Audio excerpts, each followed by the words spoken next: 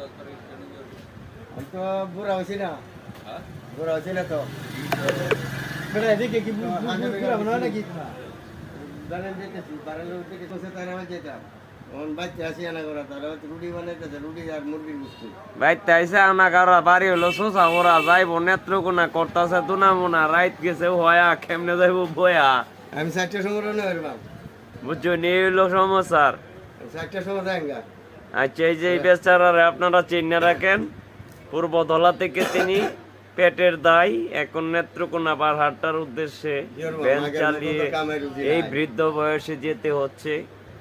আসলে ওনার সুযোগ্য কোনো ছেলে সন্তান না থাকার কারণে উনি খুবই কষ্টের মাঝে জীবনযাপন করছেন সামান্যভাবে। সংসার তিনি ঠিকমতো চালাইতারি না, ওই যে ওনার মুখ থেকে কিছু কথা শুনেন আপনারা। সংসার ঠিকমতো চলে না, কাজ কাম নাই, আগের মতন যেরকম কাজ হতো এরকম কাজ নাই। আজকে 12-14 মাস ধরিয়া একই অবস্থা দিন যেতেছে। আগে তো কায়া দেয় শ্বশুর চাল ঘরে থাকতো, অনেক শ্বশুর ডাক্তারি না করে। আলহামদুলিল্লাহ আল্লাহ তারপরেও আপনারা শুকরিয়ার মাধ্যমে রাখছে। এখনো বালাই আছি, আল্লাহ বালাই কামাইতেছে। আচ্ছা ইনশাআল্লাহ আমাদের মোতালেব চাচার জন্য সকলে দোয়া করবেন। সপ্তাহে একদিন মাংস খাইতাম, বড় মাছ খাইতাম, ডাইল খাইতাম, ডিম খাইতাম। অঞ্জন আর এটির ভাবনা আর কি, অনেক শাকসবজি চুহায় মুহায় খাই, বিলের ভারত আই। আলহামদুলিল্লাহ কোন আল্লাহ যা খাওয়াইছে তাতে শুকরিয়া আদায় করেন। আল্লাহর কাছে এটাই শুকরিয়া জানাই, আল্লাহ ভালো রাখে।